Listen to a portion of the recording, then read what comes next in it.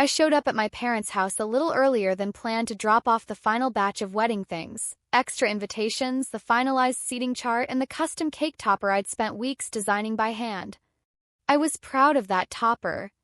Two tiny figures molded in porcelain, dressed to match our outfits, stood beneath a miniature oak tree that mirrored the one where my fiancé and I had gotten engaged.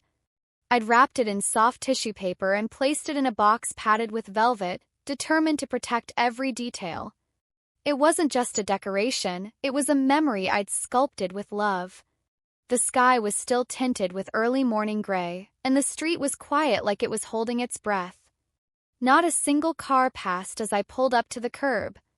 The house stood just as it always did, white shutters, porch swings swaying slightly in the breeze, and the faint smell of jasmine from the flower beds beneath the window.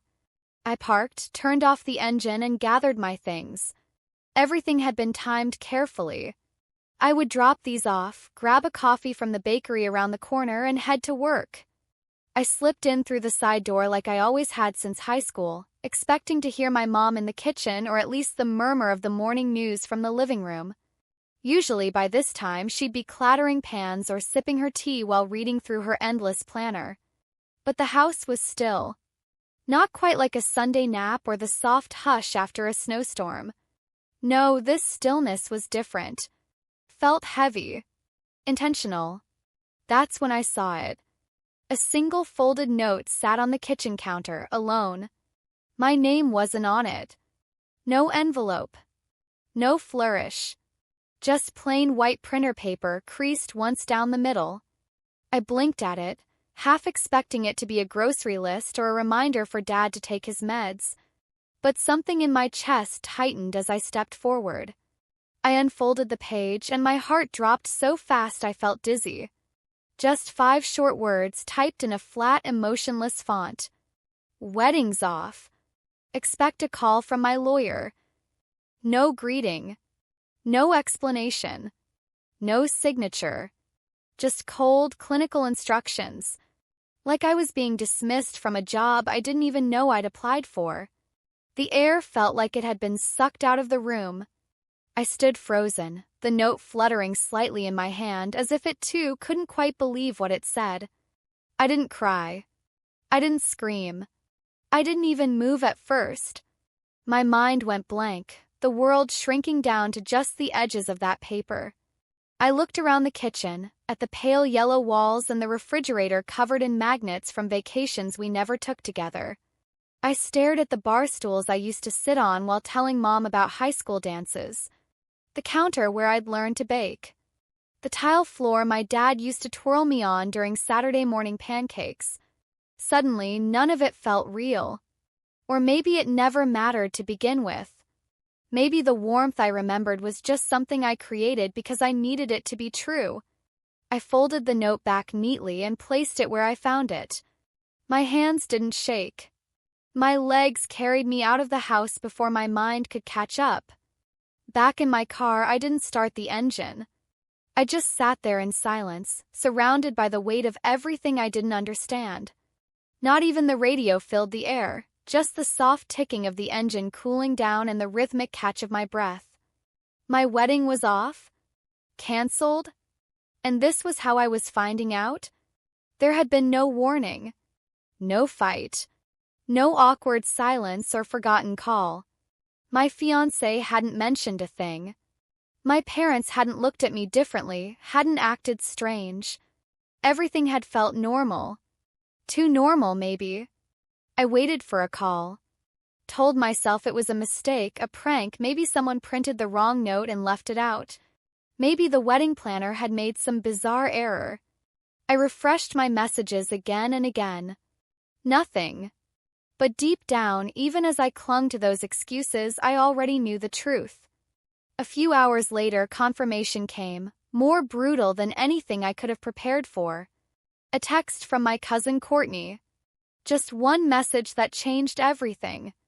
Hey, I'm not sure what's going on, but is this a joke? Attached was a screenshot from the family group chat, the one I hadn't noticed I was no longer part of.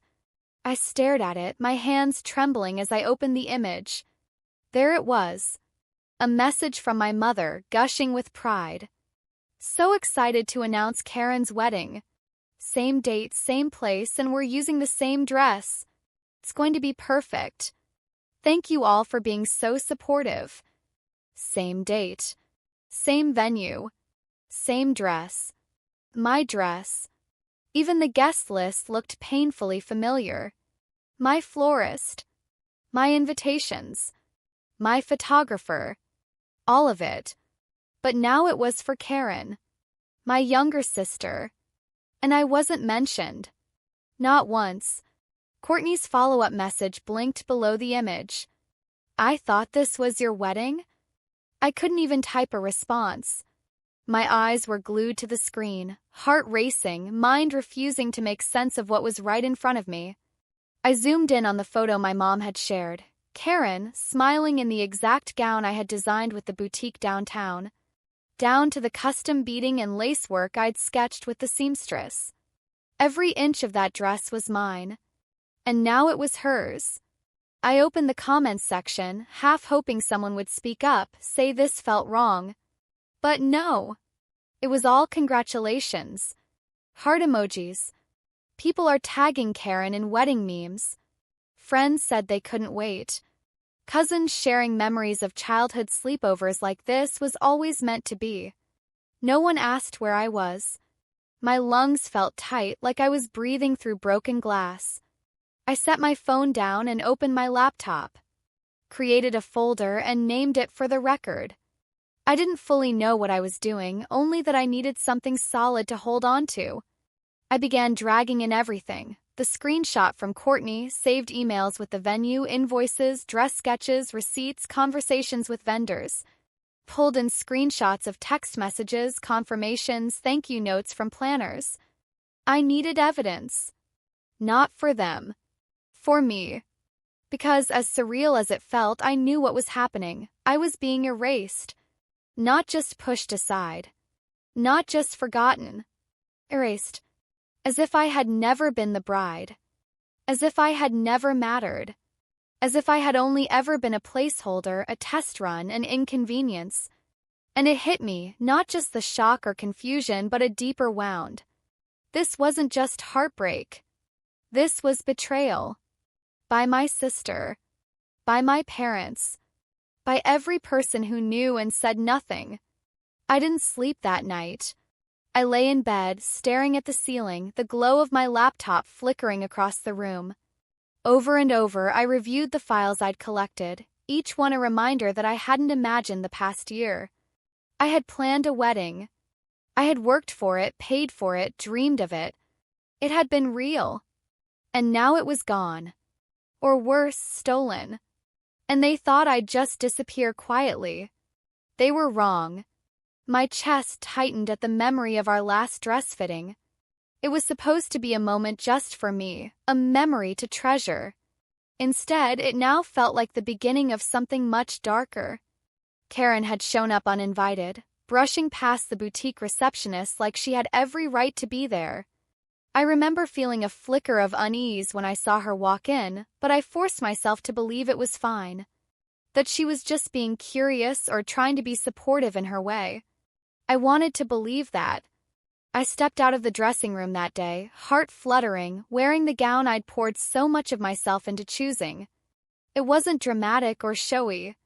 No giant train or plunging neckline. It was quiet elegance, soft lace tracing the sleeves, a delicate neckline, and tiny pearls stitched lovingly along the back.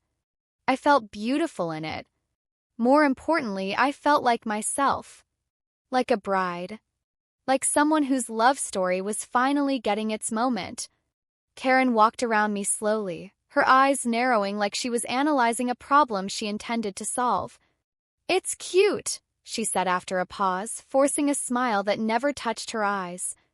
"But don't you think it's a bit plain? You want people to remember you, not blend into the wallpaper." Her words stung, but I laughed them off. I said I didn't want flashy. I didn't want to feel like I was wearing someone else's fantasy. She gave a dismissive shrug and muttered, "You do you," before wandering off to chat with the boutique owner. I should have asked where she was going. I should have followed her. But I was too distracted, still looking at myself in the mirror, trying to hold on to that fragile sense of joy. 2 weeks later, when the boutique called to confirm the final fitting, they seemed a little off. The receptionist was overly polite, kept double-checking my name, my order number. I assumed they were just busy. But now, with everything that had happened, it all made sense. I pulled up my emails, scrolling through everything from the boutique. And there it was, the original invoice they had sent me when I first placed the order. My name, my account, my deposit. But the final balance email they sent just days ago was different. Same order number, same gown description. But the name? Karen. Her name. Not mine. I didn't know what I expected to feel, shock maybe. But it wasn't shocking. It was nausea. That dull, crawling sickness that comes from realizing you've been played. That someone you trusted was playing a long, quiet game behind your back. I checked the boutique's Instagram account next, needing to see it with my own eyes. And it broke me. There she was. Karen. In my dress. Twirling in the fitting room I had stood in. The post's caption read, "Our radiant bride-to-be. So honored to help her shine on her big day." The video showed her spinning with laughter, the pearls on the back of the gown catching the light just as I had imagined they would when I walked down the aisle. Comments were overflowing with hearts and congratulations. Friends tagging her, calling her gorgeous. Even my mother had commented, "Couldn't be prouder of our girl. She's going to make such a beautiful bride." I couldn't take it anymore. I shut my laptop and grabbed my phone, heart pounding. I dialed Jace, my fiancé, not even sure what I would say. I just needed to hear his voice. He answered on the third ring, his voice heavy with sleep. "Hey, everything okay?" I swallowed hard, trying to keep my voice steady. "I need to talk to you." There was a pause before he spoke again, quieter this time. "I know this isn't how it was supposed to go." "No," I said, my voice breaking at the edge. "It's not.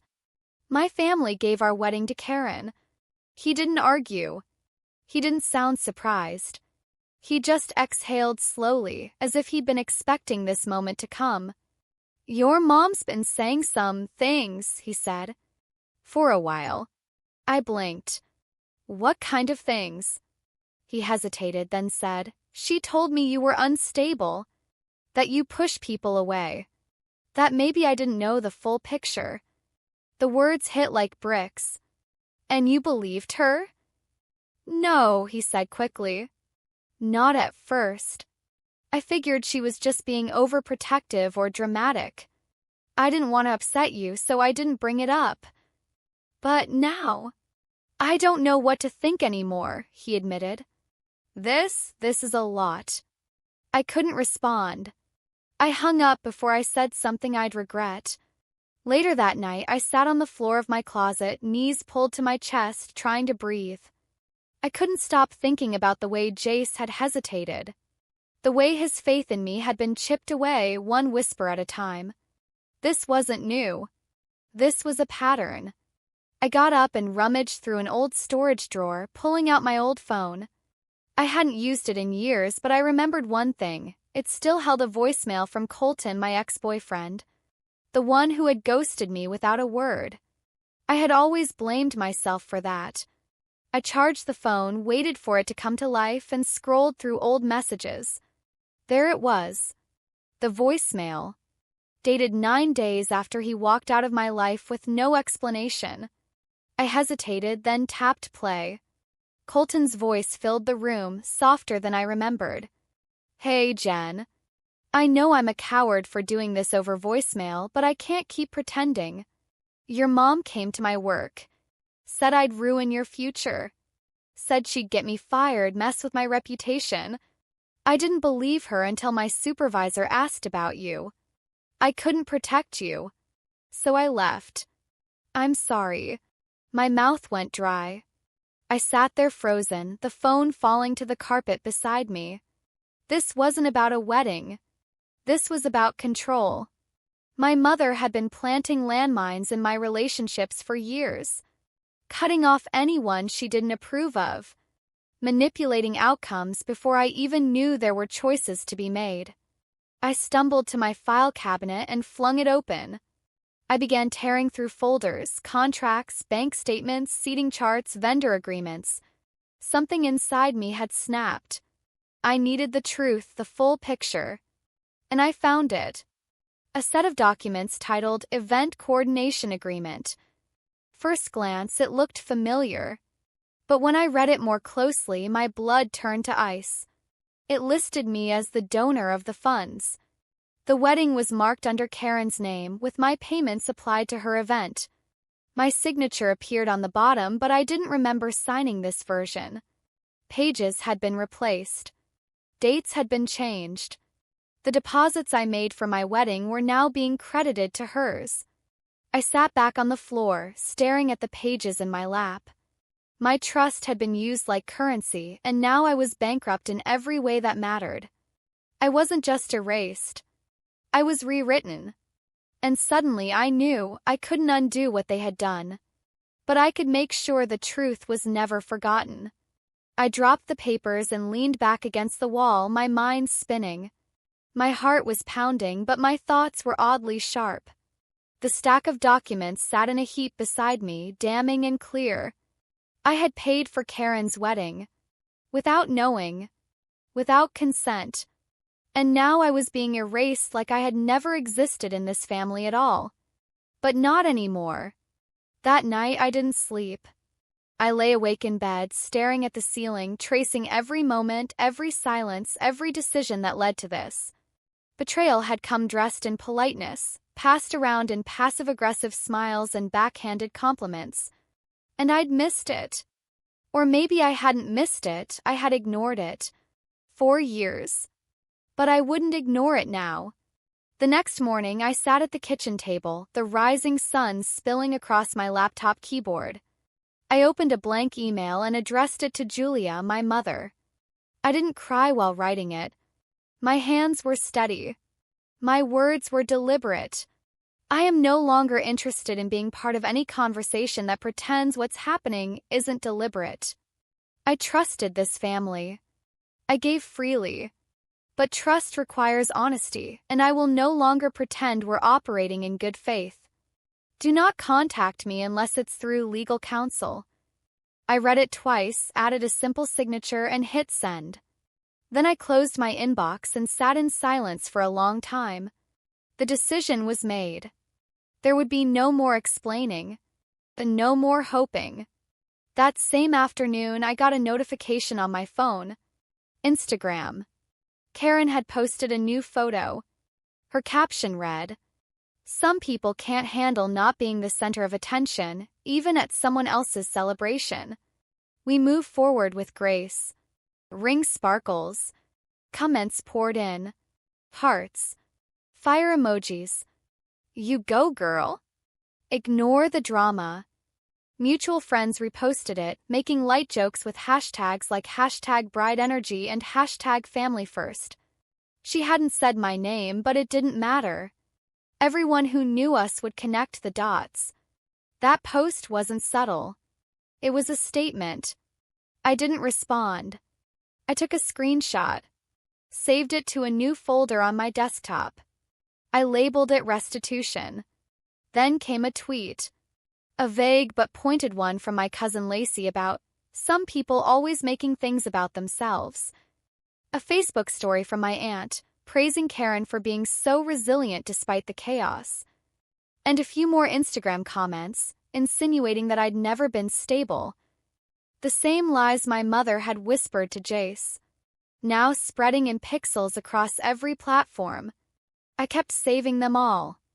I wasn't going to defend myself to people who never asked for my side. I wasn't going to explain myself to those who cheered for me when things were good, but quietly exited when it got complicated.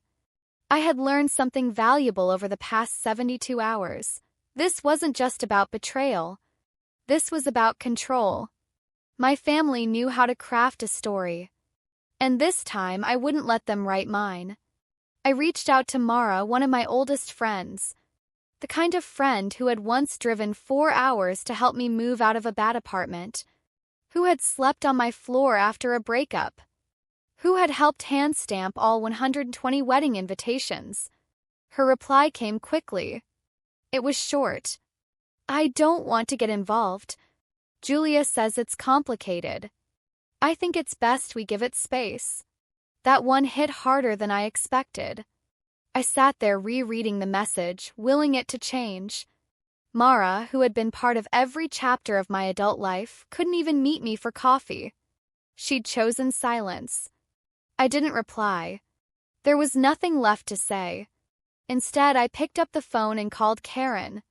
She answered with mock surprise, her voice sugar-laced and cold. Wow. Surprised you had the nerve to call. I ignored the bait. If you keep pushing this, I will push back. Not with rumors. Not with cryptic posts. With facts. Documents. Records. You have one chance to walk away quietly. She laughed. Are you threatening me? I'm offering you an off-ramp, I said. My voice was flat. Calm. You might want to take it. Then I hung up. 2 days later, a courier rang my doorbell. I signed the envelope and closed the door with trembling hands. Inside was a letter printed on heavy white cardstock. Formal. Impersonal. It informed me that, effective immediately, I had been removed from the Monroe Family Trust. There was no call. No conversation. No explanation. Just exile. I sat down and placed the notice gently on the coffee table. I stared at it for a moment and something strange happened. I smiled. It wasn't joy. It wasn't relief. It was clarity. For the first time in days, I didn't feel nauseous or panicked or confused. I felt focused. I walked to my desk and opened my bank records. I traced every payment I had made toward the wedding. Florist invoices. Venue deposits. Catering payments. Music bookings. $38,000. That was the total I had personally contributed. Every penny documented. I printed everything. Highlighted amounts. Cross-referenced dates. Sorted them by vendor into labeled folders, digital copies on my laptop, hard copies in binders. Then I created a spreadsheet: who was paid, how much, when, and under what name. There were no more gray areas. Just numbers. Just facts. Next, I called the bank. There had been something nagging at me for days. The joint account I'd opened for wedding expenses. I hadn't been able to log in lately, but I'd brushed it off as a password issue. It wasn't. The representative on the phone sounded nervous as she explained. The account had been closed. By someone named Lyle. My uncle. Apparently, his name had been added as a secondary party 2 weeks prior. Quietly. Without my knowledge. The rep confirmed he had full access. Full control. He closed the account shortly after the first florist deposit cleared. I didn't yell. I didn't threaten. I asked for a complete transaction history. I requested a flag on the account for suspected fraud. I took down the case number and thanked her. Then I turned to my printer. I slid every page into plastic sleeves, organized them in a binder labeled Legal Strategy. I was done waiting for justice to arrive. Now I was building it myself. 7 days later, I found another envelope on my doorstep. Not a soft one this time. A thick manila envelope stamped by the county clerk. Inside was a court summons. I was being sued. By my family. Julia. Karen. Lyle. They were accusing me of defamation, financial interference, and emotional damages related to public slander. I read every page carefully. Slowly. No panic. No fear. Then I stood up, walked to my shelf, and pulled down the binder. I placed it beside the summons.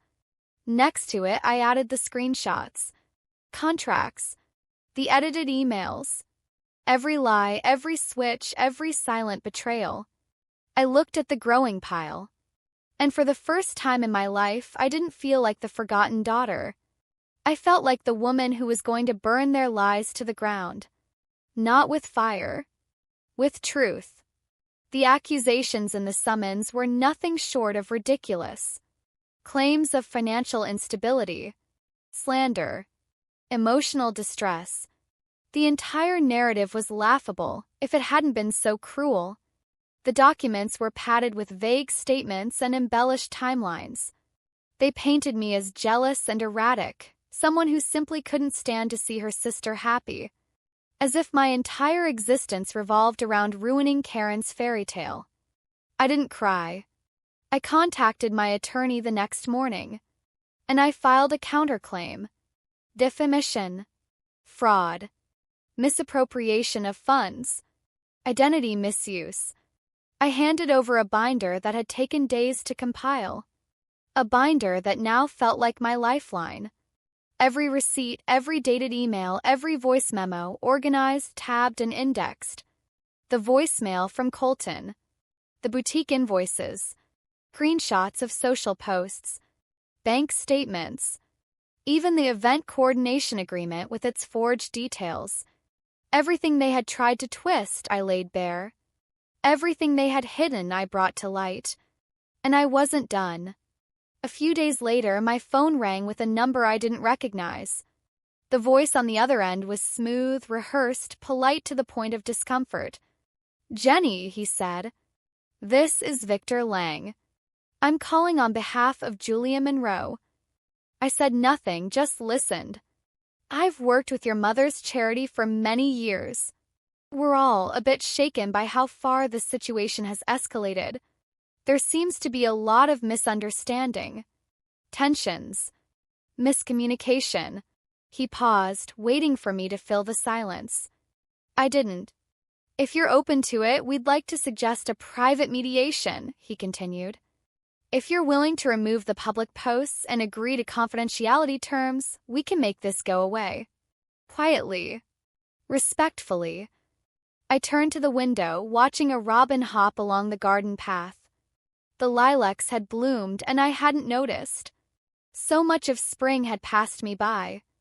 "Victor," I said slowly, "Respect left the room the day they hijacked my wedding and stole $38,000 from me.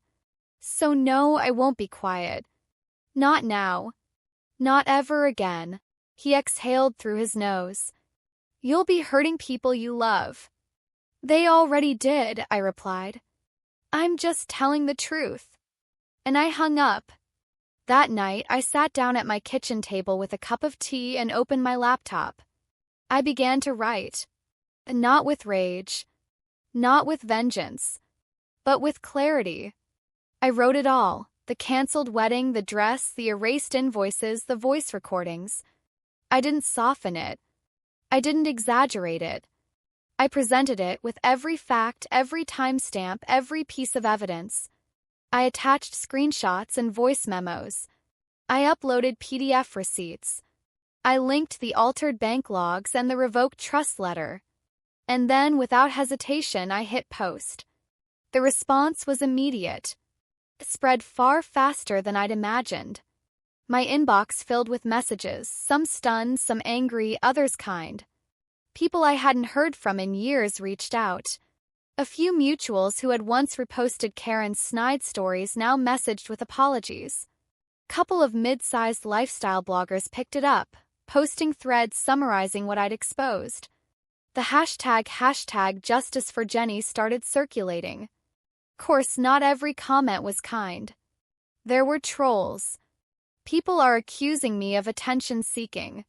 The anonymous users telling me to get over it. But I didn't flinch. For once, I was not ashamed of the chaos they caused. Karen called me the next morning. Her voice was shrill, the polished calm she usually wore nowhere in sight. "You seriously put this online? Are you out of your mind?" "No," I said calmly. "I'm done being quiet. You're ruining everything. I'm telling the truth." She hung up, and the silence that followed felt like peace.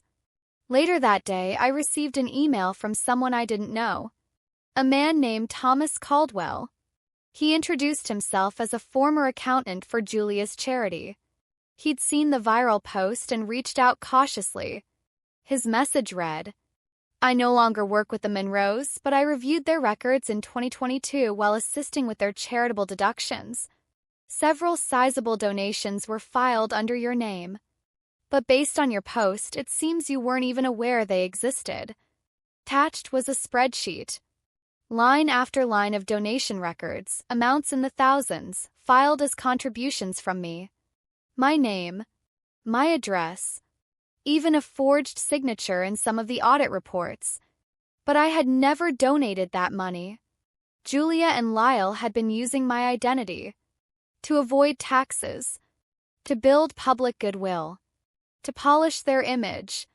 I stared at the document for what felt like hours. Then I called my lawyer. We amended the counterclaim. Breach of fiduciary duty, identity misuse, unjust enrichment. We attached the spreadsheet from Thomas, legally notarized, time-stamped, and formatted according to IRS protocol. This time, we didn't send the updated claim to Julia's house or Lyle's office. We sent it to their legal team. Court date was scheduled within weeks. When I walked into the courthouse that morning, I wore a navy blue suit I had borrowed from my friend Holly. My hair was pinned back. My heels clicked across the marble floors. And for the first time since this began, I felt like I belonged in the room, not as a victim but as someone who had found her footing. I wasn't afraid. I wasn't doubting myself. I wasn't looking for someone else to stand up for me. I was there for the truth. Not just for me, but for the woman I had once been, the version of me who apologized for taking up space, who said yes when she meant no, who bent herself into shapes to fit into a family that never made room for her. She deserved to be defended, too. I sat down, opened my binder, and waited for the hearing to begin. When the judge called my name, I stood. Clear voice. Straight spine. Their attorney tried every trick. Tried to frame me as irrational. Accused me of cyberbullying. Suggested I had exaggerated my contributions. He even implied that the voice recordings were manipulated. I didn't waver. Every time they made a claim, I turned the page and handed over proof. Receipts, emails, screenshots, voicemails. Every lie met with a line of truth. At one point, Julia tried to interrupt from the gallery. Her voice cracked, full of tears.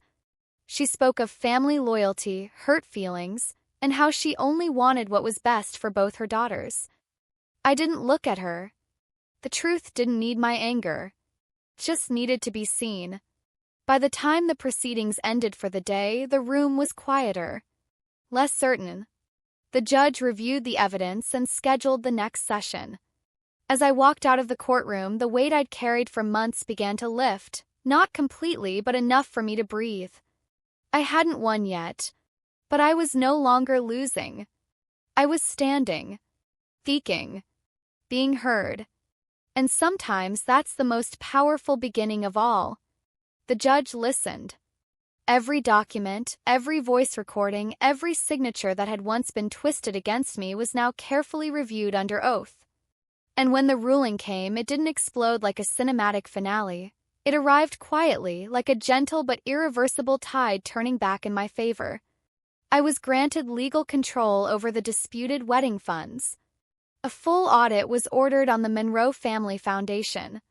The judge's words were firm, clear, and final. No dramatic gasps. No shouting. Just silence. But in that stillness, something deep inside me shifted. Not because of the money, but because of what it meant. I had heard. I had taken back my voice. I had taken back the truth. Afterward, I drove to the house I used to call home. Not because I wanted reconciliation. I didn't go inside. I didn't ring the bell. I simply walked up to the porch, placed the house key, once mine, into a sealed envelope with the court documents attached, and set it on the welcome mat. I stood for a long moment, breathing in the familiar scent of gardenias and fading mulch, letting the breeze settle on my skin. Then I turned and walked down the steps. I didn't look back. 2 weeks later, a check arrived in the mail. $31,320. It wasn't the full $38,000 I had invested, but it was what the court had determined I could be reimbursed without dragging additional family members into separate litigation. When I opened the envelope, I didn't feel anger. I didn't even feel relief. What I felt was finality. I placed the check in a glass frame and set it on my bookshelf, not as a trophy, not out of pettiness, but as a reminder. A symbol. Not of what had been taken, but of what I had reclaimed. Then came the message I didn't expect. Mara. The friend who had once pulled away when everything got messy. The friend who had chosen distance over discomfort. The friend whose silence had cut deeper than she knew. Her message was simple. I was wrong. I didn't understand everything, but I do now. If you ever want to talk or just need someone, I'm here. I stared at the screen for a long time, unsure of what I felt. Grief. Gratitude. Maybe both. Then I typed back. Thank you. That means more than you know. I didn't rush to see her. I didn't reach for the past. Some bridges take time to rebuild. Some were never meant to hold weight again. But I believed her. I believed her words came from a place of clarity, and in that belief I felt something I hadn't in months, warmth. Kind of warmth that comes not from reconciliation, but from being seen again. And with that weight finally lifted from my shoulders, I turned my energy towards something new. Something mine. I founded Monroe & Wells, a non-profit for women like me, women who had been betrayed not by strangers but by those closest to them. The ones they were told to love, to trust, to protect. Family. Blood. The ones who claimed it was for your good while siphoning off your future. Your finances. Your dignity. The first office was nothing more than a single rented room above a florist shop. A used desk. A second-hand chair. A bulletin board with no pins. Just me, a laptop, and a stack of grant applications I barely understood at first. But it was real. It was mine. I wrote the mission statement by hand and taped it to the wall beside my desk. Freedom isn't loud. Sometimes it's just no one trying to control you. I sat back and stared at those words for a long time. I thought of the girl I had once been. The version of me who bit her tongue at family dinners, who adjusted her opinions to keep the peace, who mistook silence for strength. The girl who kept saying yes because she thought that was the only way to earn love. The one who planned an entire wedding, thinking it would finally make her feel chosen. I thought of her often. And every time I did, I felt proud, not because I had changed, but because I had stopped pretending I needed to. Now, I no longer waited for someone to say thank you. I no longer explained myself in texts that went unanswered. I no longer edited my story to make others more comfortable. I had stopped asking for permission to live. And in that space I found peace. Not the kind that comes from apologies. Not the kind that waits for closure from others. But the kind that grows quietly. Kind that starts in the morning when you drink your coffee without bracing yourself for bad news. The kind that lets you answer your phone without your stomach twisting. Kind where you know, deep in your bones, that no one holds power over your story anymore. No, I didn't get the wedding I planned.